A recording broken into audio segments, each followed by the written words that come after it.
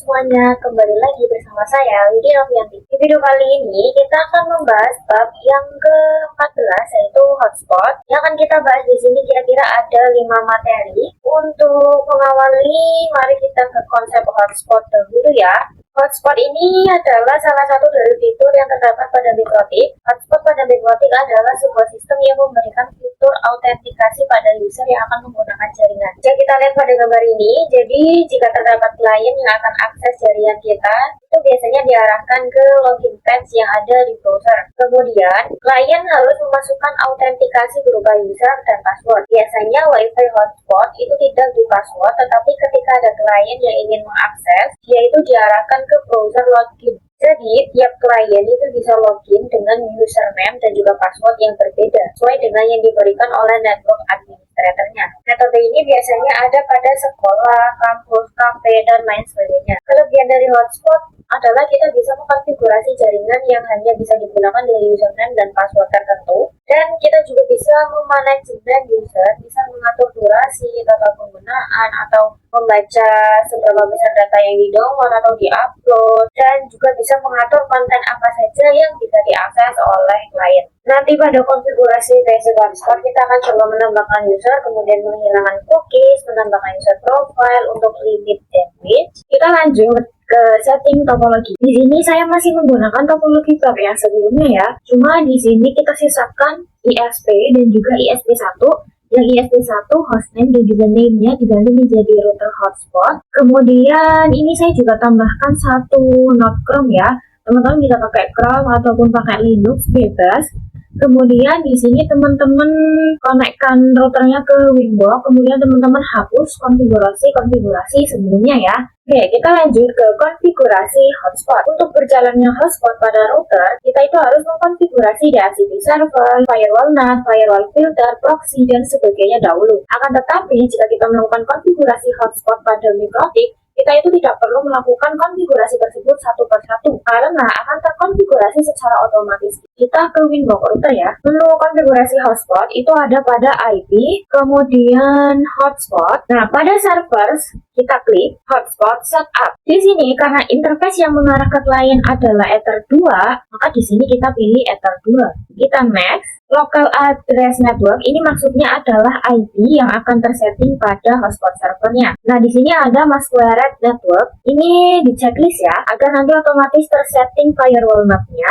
Next. Kemudian ini adalah range-nya, kita next saja. Di sini kita pilih non saja, kita next. Kemudian ini 0000, benar kita next. Di sini kita tambahkan DNS lagi yang 8.8.4.4 ya. Kita next. Nah, pada bagian ini itu akan menjadi tampilan login pada web browsernya. Misal di sini saya mau nulis hotspot wd31.co.id, kita next. Nah, kalau ini adalah username dan password yang akan diminta nanti, yang akan kita masukkan nanti. Misal di sini untuk username-nya saya mau wd31, kemudian passwordnya agak mudah aja 123. Lalu kita next. Oke, di sini successful ya.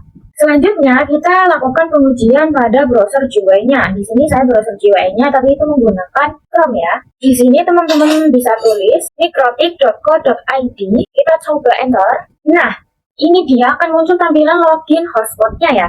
Di sini kita coba login. User saya adalah wd31, kemudian password saya adalah 123. Kita coba connect ya. Dan ini dipastikan akan berhasil ya. Nah, ini berhasil ya teman-teman. Kita lanjut ke menambahkan user dan menghilangkan cookies. Tadi kan kita sudah mengkonfigurasi hotspot sederhana ya dengan satu user. Nah, gimana nih kalau misalnya kliennya itu ada banyak? Maka di sini kita akan coba tambahkan user lagi. Kita ke IP, kemudian di ke hotspot lagi, kemudian kita klik yang users. Di sini kita klik add. Misal di sini name-nya saya user 1 saja. Lalu pada server di sini kita pilih all saja ya, agar user ini tuh bisa digunakan pada hotspot lain yang ada di router ini. Kemudian passwordnya di sini saya mau 12345. Kita coba apply lalu kita oke. Kita coba konekkan pada Chrome-nya dengan menggunakan user 1 ini ya. Di sini kita tulis IP hotspotnya, yaitu IP yang muncul setelah opsi pemilihan Ether 2 ya pada hotspot setup. Kalau saya adalah 10.5.50.1. Kemudian slice, jangan lupa tulis status. Kita coba enter. Nah, Ini dia akan muncul informasi penggunaan hotspot dengan user yang sebelumnya. Ini jika kita klik logout, kemudian nanti kan kalau kita udah logout pasti ada opsi login. Kalau kita klik login, itu dia nggak bisa teman-teman. Karena cookies pada router itu masih tertanamkan user WD31. Maka di sini kita hilangkan cookiesnya ya. Nah ini kita coba login, apa benar seperti yang saya bilang. Nah ini ya teman-teman, kayak yang saya bilang. Di sini pada routernya kita ke IP kemudian hotspot, kemudian kita klik yang server profile, kemudian kita klik titik 3 di bagian pojok ini, kita klik cookies, kemudian kita hapus nih cookies yang ini nih. Kita hapus saja. Oke, kemudian kita uji lagi pada web browsernya. Kita logout lagi. Kemudian nanti teman-teman kalau udah muncul login, teman-teman klik loginnya.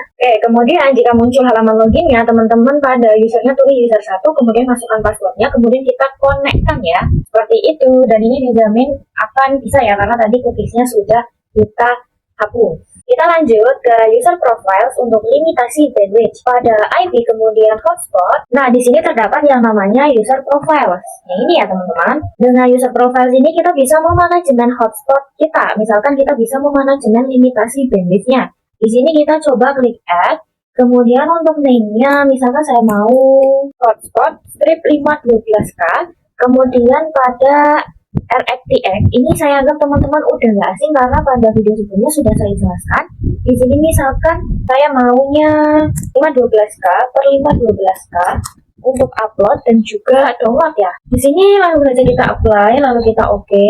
Kemudian kita ke users, kita klik yang user 1 misalkan saya mau user 1 bandwidthnya 512K aja ya. Tinggal di sini pada profilnya kita pilih yang hotspot 512K, kemudian kita apply, lalu kita oke. Nah, seperti itu ya teman-teman. Untuk pengujiannya sama seperti pada video sebelumnya, yaitu pada materi PPPoE, yaitu dengan masuk pada browsernya, teman-teman masuk ke speed test. Di sini teman-teman bisa lihat bandwidth-nya ya. Mungkin teman-teman bisa coba mandiri ya, tapi di sini udah pasti nanti hasilnya 512K.